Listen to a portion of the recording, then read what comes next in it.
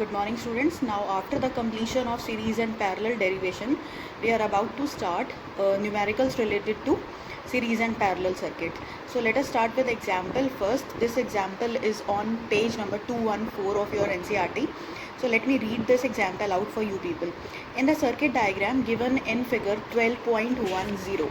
So this is 12.10. So this is basically a parallel circuit, as you can all identify now. Suppose the resistors R1, R2 and R3 have the values 5, 10 and 30. Her resistor की आपको value given है and that resistors are connected to a 12 volt battery and potential supplied to this circuit is 12 volt. Calculate the current through each resistor. हर resistor के across आपको current निकालना है. Why it is mention that current through each resistor? Because the circuit is made in parallel and we know that in parallel current divides, potential remain same. So this is the theme of solving numericals related to series and parallel circuit. The total current in the circuit, whatever individual current is flowing through the circuit, that should be added so as to get the total current. or other way around you can also do that कि इन तीनों का आप पहले parallel equivalent resistance निकालो reciprocals लेके और फिर उसको V इक्वल्स टू IR से फिर आप उसको सॉल्व करो and the total circuit resistance, total resistance निकालना है. तो let us do this example. I am extending this example for series also so that you can identify the differences between these two circuits and how calculation work is being done. So let us start with series वाला part first. Wait a minute. So in series I have drawn this circuit R1, R2 and R3. These values I have taken. Note one thing once again कि this circuit is for parallel but I am telling you extra this for series also. This is not being asked in the question. Rather I am doing it of my own. So now see the question. What we have to find? We have to find I1, I2 and I3. I am calculating the things as per given in the question itself. Question में जो पूछा गया उसके according ही मैं निकाल रही हूँ, वो मैं चेंज नहीं कर रही. मेरा मोटिव ये है कि आपको पूरा तरीका पता चल जाए क्वेश्चन सॉल्व करने का. अब और टोटल I निकालना है, टोटल R निकालना है आपको. अब क्योंकि ये सर्किट सीरीज़ में है तो वी नो दैट सारे I बराबर होंगे. जितना भी टोटल करंट होगा that total current is distributed in R1, R2 and R3 that will remain same. So no need to calculate I1, I2 and I3. Sometimes the question setter befool you. आपको पागल बनाते हैं कि आप I1, I2, I3 निकालो. तो उसमें actually क्या होता है, स्टूडेंट्स में gate confused and they try to calculate the value for I1, I2 and I3 and hence the question gets wrong. So keep this thing in mind. Now RS, as usual the sum of all the resistance should be taken as resistance in series, so that we have got to be 45. V equals to I into RS. Simply पूरे circuit के ऊपर आप Ohm's law apply करो. I equals to V by RS. ठीक है. अब I जो है ये जो निकलेगा ये पूरे सर्किट का निकलेगा. क्यों पूरे सर्किट का निकलेगा? क्योंकि सीरीज़ में पहली बात तो करंट सेम है, इसलिए चाहे आप इसको I1 लिखो, I2 लिखो, I3 लिखो या I लिखो, एक ही बात है. मोर ओवर कैसे हमें पता चल रहा है यहाँ पर? क्योंकि मैंने यहाँ पर RS लिख दिया. पूरे सर्किट का रेजिस्टेंस जब हम पोटेंशियल के साथ रेशो में ले लेते हैं तो वो टोटल करंट होता है एक्चुअली सर्किट का. तो ये छोटे छोटे पॉइंट्स हैं that you need to remember. तो I comes out to be 0.26 ampere. ये हमारा एक पार्ट हो गया करंट निकालने का, total current, and that is equal to I1, I2 and I3. RS निकल चुका है हमारा. अब इस क्वेश्चन का एक पार्ट मैं और कराती हूँ तुम्हें कि सीरीज़ में what we have in series potential is divided.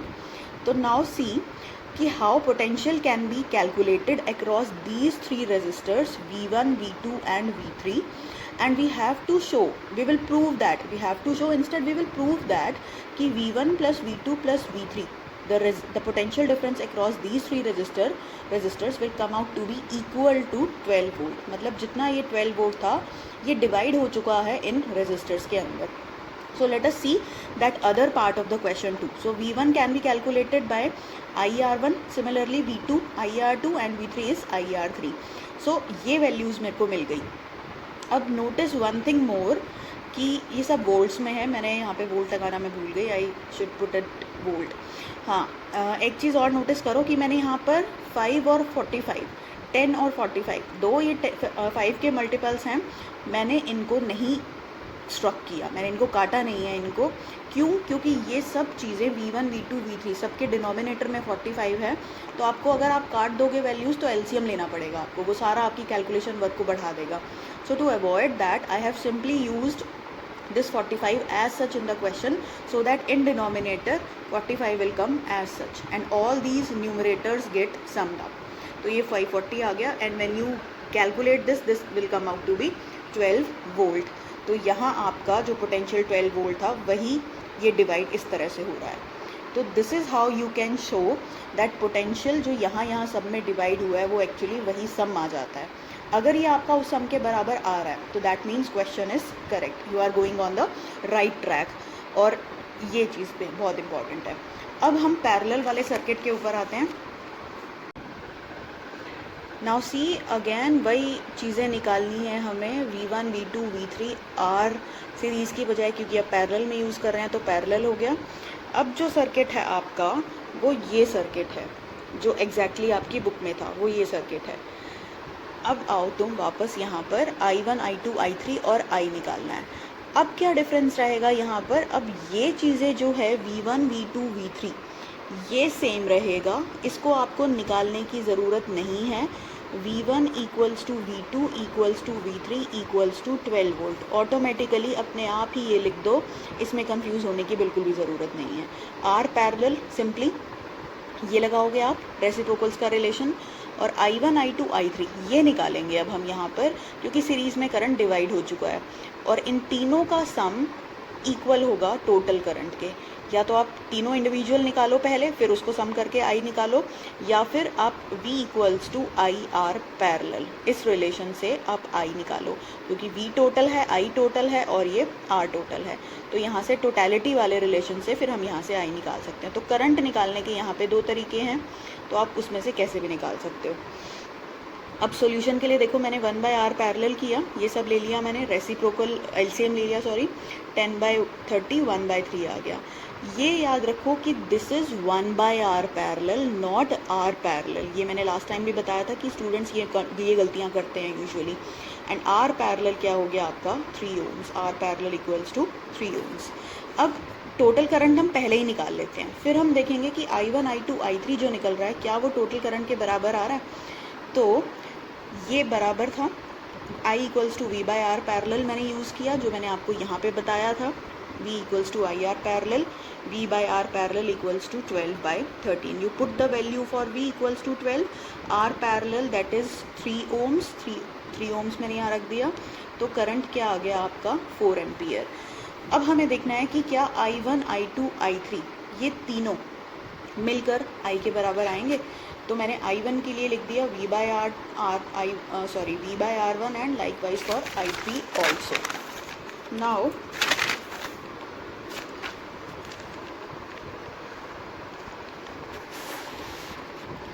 Now see, I1 comes out to be 12/5, means V/R.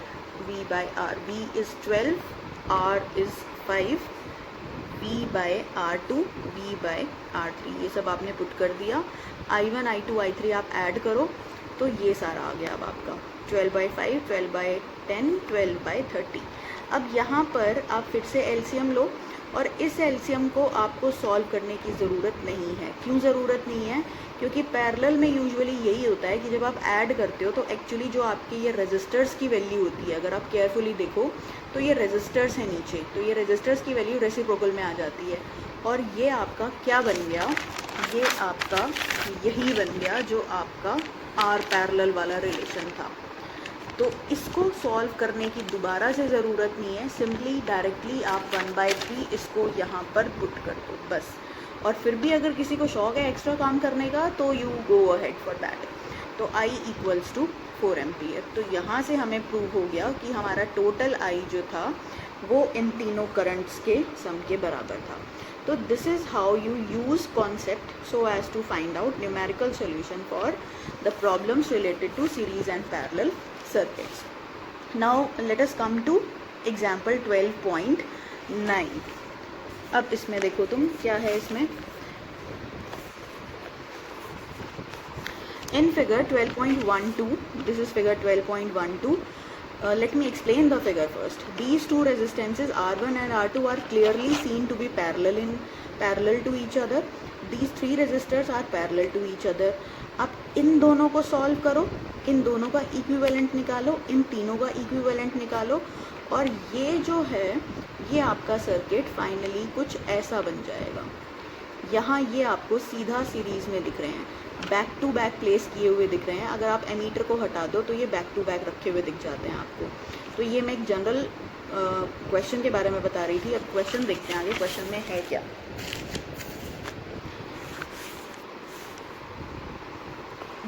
The values for resistance are given to be these all. Find a 12 volt battery connected to the arrangement. एक 12 volt की battery लगा दी circuit में, ये 12 volt battery लगा दी है. Total resistance निकालना है और टोटल करंट निकालना है. टोटल रेजिस्टेंस हम मैंने जो ये पूरा तरीका बताया उसके अकॉर्डिंग सॉल्व हो जाएगा.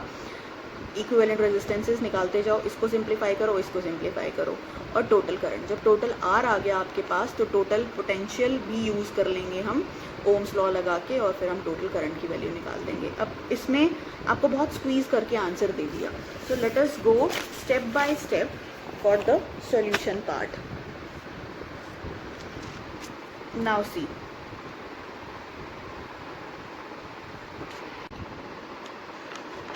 एग्जाम्पल का सॉल्यूशन देखो.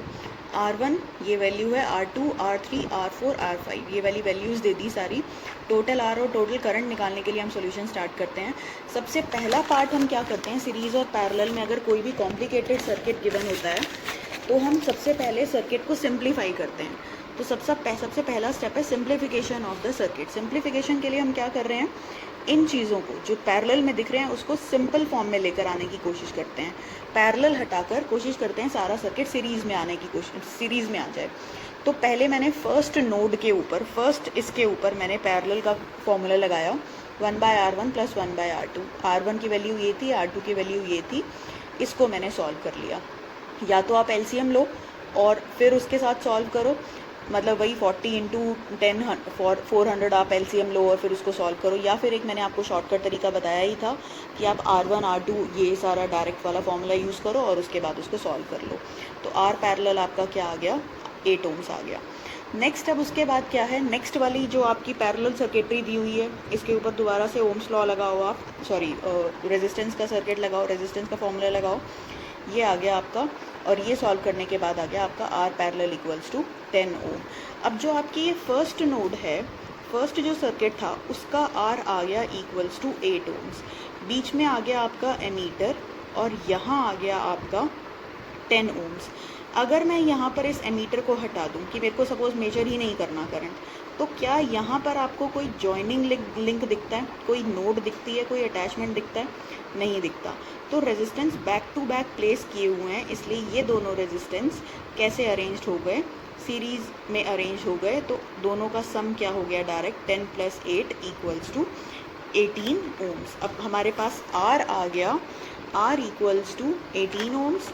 टोटल रेजिस्टेंस निकल चुका है हमारे पास. तो करंट की वैल्यू क्या आ जाएगी, V/R, जो भी आपका सीरीज़ में निकला. V था आपका 12 वोल्ट और ये आपका कितना था, 18. तो ये आ गया आपका सॉल्यूशन प्रॉपर तरीके से. R1 R2 और इन सीरीज़ दोनों को ऐड किया. I = V/R net 12/18 = 0.66 ampere. Now let us start blue patch questions. Blue patch questions में तो ये आ गया आपका सॉल्यूशन प्रॉपर तरीके से. R1 R2 और इन सीरीज़ दोनों को ऐड किया. I = V/R net 12/18 = 0.66 ampere. Now let us start blue patch questions. Blue patch questions में पहला क्वेश्चन है, जज the equivalent resistance when the following are connected in parallel. ये मैंने आप लोगों को सीरीज़ और पैरेलल के डेरिवेशन में भी बताया था कि सिर्फ जज करना है अगर, तो आप सॉल्व करने नहीं बैठ जाओगे, सिंपली आप प्रिडिक्ट करोगे बस. इक्विवेलेंट मतलब टोटल रेजिस्टेंस क्या होगा, कब, जब सर्किट में आपने रेजिस्टेंसेस को कैसे लगाया है, पैरेलल लगाया. और कौन से रेजिस्टेंसेस को, 1 ओम और 10⁻6 ओम को.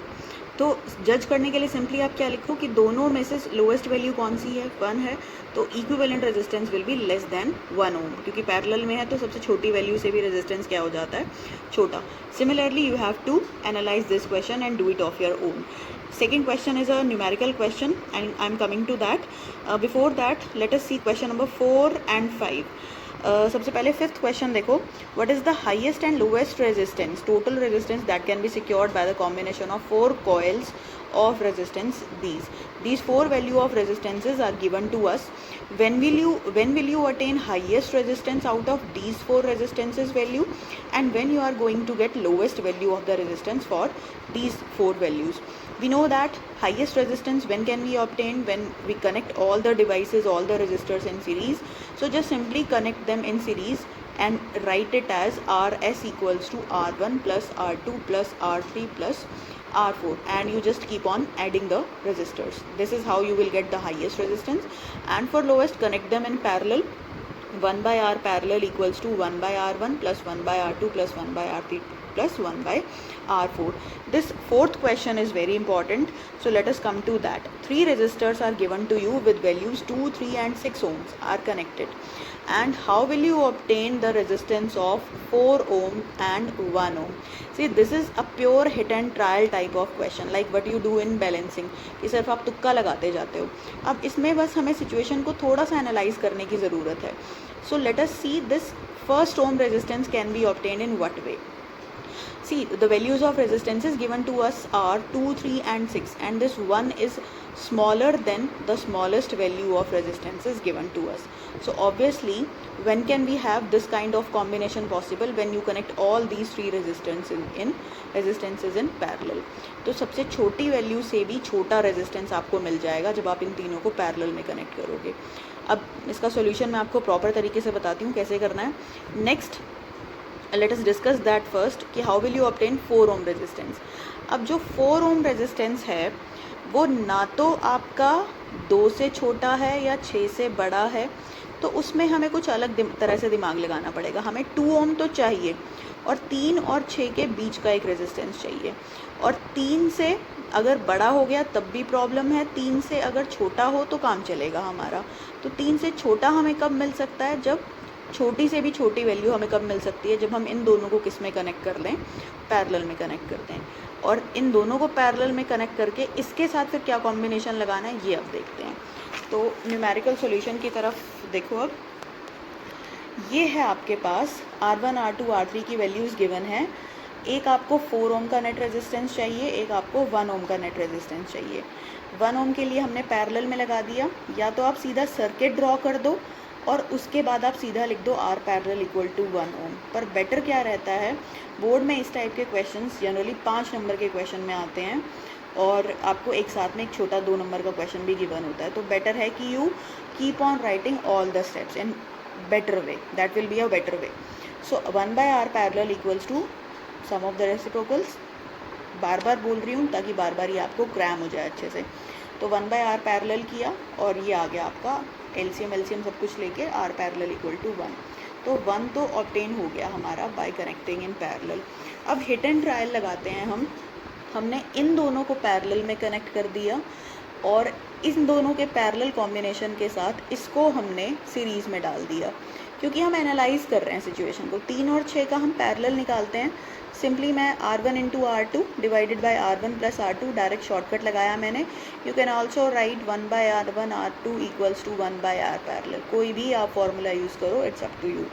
तो R पैरेलल आ गया आपका 2 और 2 और इस पूरे के सिंप्लीफाइड वर्जन 2 ओम को अगर मैं सीरीज़ में लगाऊंगी तो मेरे पास R इक्वल्स टू 4 ओम आ गया. अब एक परमुटेशन कॉम्बिनेशन और करके देख लेते हैं कि अगर मैं 2 और 3 को सीरीज़ में लगा के देखती हूँ. 2 और 3 को मैंने सीरीज़ में लगाया और 6 ओम के साथ मैंने पैरेलल में लगा दिया. तो 2 और 3 5 हो गए सीरीज़ में, डायरेक्ट ऐड हो गए हमारे पास. अब 5 का कॉम्बिनेशन पैरेलल में है किसके साथ, 6 ओम वाले के साथ. तो जब मैंने इसको सॉल्व किया तो ये मेरा आ गया 30/11, तो which is not required. So this is purely based on hit and trial method. ऐसा एक और सेम क्वेश्चन आपका NCERT में भी है, तो वो आप खुद ट्राई करना उसमें क्या है. Next let us come to this second question. This too is important. इसमें क्या है, मैं क्वेश्चन फटाफट से आपको एक्सप्लेन कर देती हूँ. तीन devices we have connected in a circuit. What were these devices? An electrical lamp, a toaster and a water filter. The values for resistances are given to us and these three devices are connected to a 220 volt battery supply. अब उसने बोला है question में आगे कि what is the resistance of an electric iron connected to the same source.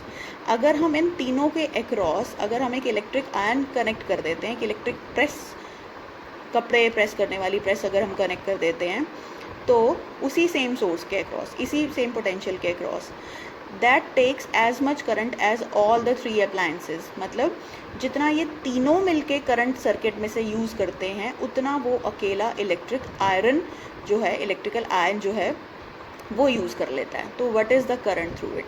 तो simply उसने ये नहीं बोला डायरेक्टली इस क्वेश्चन में कि इन तीनों के अक्रॉस करंट निकालो. उसने क्वेश्चन को थोड़ा सा एक ट्विस्ट दे दिया कि एक इलेक्ट्रिक आयन हमने कनेक्ट कर दी है और उस इलेक्ट्रिक आयन के अक्रॉस हमने करंट निकालना है. तो अब यहाँ करना हमें वही सब सेम है, पर नाम क्या दे दिया उसको कि पूरे सर्किट में हम एक इलेक्ट्रिक आयन की बात कर रहे हैं. तो प्रोसीजर वही सेम रहेगा. तीनों डिवाइसेस को मैंने पैरेलल में लगा दिया, lamp, toaster and water filter. Resistances, सबसे पहली चीज़ क्या होती है इलेक्ट्रिसिटी वाले न्यूमेरिकल्स में, either it is asked or not asked, you just draw circuit diagrams first, because circuit diagrams help us to analyze the situation in a quick and a better way. Moreover, it creates a good impact on the examiner also, so take care of that. अब I निकालना है हमें. I के लिए मैंने question mark लिख दिया. R parallel हमें निकालना है, क्योंकि I कब निकलेगा, जब मेरे पास R पैरेलल निकल जाएगा. क्यों मैं R पैरेलल निकाल रही हूँ, क्योंकि मेरे को I कहाँ से मिलेगा, VIR पैरेलल से मिलेगा, ओम्स लॉ से मिलेगा. इन सभी क्वेश्चंस में तीन ही फॉर्मूले यूज़ होंगे, Ohm's law, resistance in series का सम, रेजिस्टेंस इन पैरेलल वाला फॉर्मूला, बस. और दो लॉजिकल कॉन्सेप्ट यूज़ होंगे. सीरीज़ में current same, parallel P for potential, parallel में पोटेंशियल सेम, बस और कुछ भी नहीं है. तो 1/R पैरेलल ये सब आ गया आपका, और 1/R पैरेलल की वैल्यू मैंने ये निकाल दी. R पैरेलल आपका ये आ गया. ये बहुत ज़्यादा कैलकुलेशन पार्ट है, तो I am not going deep into that, you have to take care of that yourself. तो R इक्वल्स टू ये निकल आया. अब रेजिस्टेंस निकल गया, उसके अकॉर्डिंग मैं करंट निकाल दूंगी. तो ये मतलब क्या था कि इन तीनों का इकट्ठा ना बोल के उसने सिर्फ एक यहाँ पर इलेक्ट्रिक आयन की बात कर दी कि उसके अक्रॉस निकालो, और ये करंट आ गया आपका 7.04 एम्पियर. अब है नेक्स्ट, ये क्वेश्चन हो गया, ये हो गया, फर्स्ट भी हो गया. अब ये क्वेश्चन देखो, what are the advantages of connecting electrical devices in parallel with the battery instead of connecting them in series. ये नोट्स में बहुत अच्छे से करा रखा है आपको. दिवाली के टाइम पे जब हम फेरी लाइट्स लगाते हैं, लड़ियाँ लगाते हैं जब हम, तो वो हम सारी सीरीज़ में लगाते हैं कि आपने एक स्विच ऑन किया, यहाँ सारी लाइट्स लगी हुई हैं, 1 by 1 back to back lights लगी हुई हैं. तो जब आप एक स्विच ऑन करते हो तो सारी लाइट्स अपने आप ऑन हो जाती हैं, आपको हर स्विच कनेक्ट करने की ज़रूरत नहीं होती. पर आजकल हम लोग क्या करते हैं, हम कनेक्शन से अवॉइड करने के लिए हम क्या करते हैं, बड़ा एक एक्सटेंशन बॉक्स ले लेते हैं और हर वो जो फेरी लाइट होती हैं उनके अलग अलग प्लग्स होते हैं, तो वो अलग अलग प्लग्स में हम एक्सटेंशन में लगा देते हैं. आजकल हम ये करते हैं, पर पहले सीरीज़ में ही ज्वाइन करते थे हम. और अगर हम बाहर से इलेक्ट्रीशियन को भी बुलाते हैं या घर पे अगर हम कई बार करते हैं तो हम सीरीज़ में भी कनेक्ट कर देते हैं. पैरेलल में कनेक्ट करने से क्या होता है कि जैसे ये आपका पैरेलल है, ये आपके पैरेलल में है, यहाँ से आप करंट दे रहे हो. अगर ये डिवाइस, ये करंट ऐसे जा रहा है, यहाँ सामने भी जा रहा है और इधर भी जा रहा है. सिमिलरली वो यहाँ पर जब एंटर करेगा, यहाँ आगे भी डिवाइड होगा और इस डिवाइस में भी आएगा. अगर ये डिवाइस ख़राब हो गया तो करंट यहाँ नहीं आएगा, बाकी सारे सर्किट में फ़्लो करता रहेगा. ये डिवाइस ख़राब हो गया अगर, तो इसमें नहीं जाएगा, बाकी सब डिवाइसेस में फ़्लो करेगा. पर सीरीज़ में क्योंकि करंट के पास सीधा एक ही पाथ है, वो वहीं से जाएगा, उसके पास और कोई ऑप्शन ही नहीं है. तो वो जो यहाँ से करंट गया, अगर बीच में कहीं पे भी उसको सर्किट ओपन मिल गया किसी भी डिवाइस के ख़राब होने से, तो वो करंट आगे नहीं जाएगा, वहीं पर ही रुक जाएगा वो, और आगे वाले जो भी आपके डिवाइसेस हैं वो काम करना बंद कर देंगे. सो इन सीरीज़ अगर एक डिवाइस फेल होता है तो आगे सारे डिवाइसेस काम करना बंद कर देंगे, क्योंकि करंट का पैसेज एक कॉमन है, सिंगल पैसेज है.